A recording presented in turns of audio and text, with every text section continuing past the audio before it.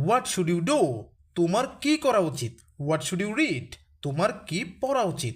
What should you ইট, তোমার কি খাওয়া উচিত। হোয়াট শুড ইউ মেক, তোমার কি তৈরি করা উচিত। হোয়াট শুড ইউ টেল, তোমার কি বলা উচিত।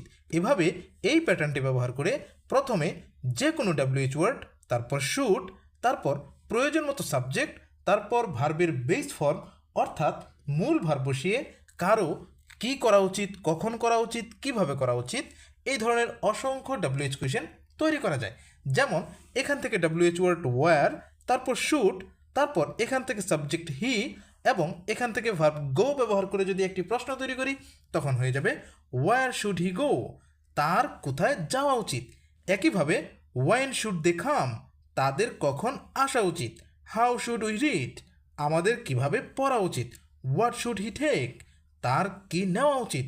ওয়াইন শুড নীলা কুক, নীলার কখন রান্না করা উচিত। ওয়াই শুড উই ওয়ার্ক, আমাদের কেন কাজ করা উচিত।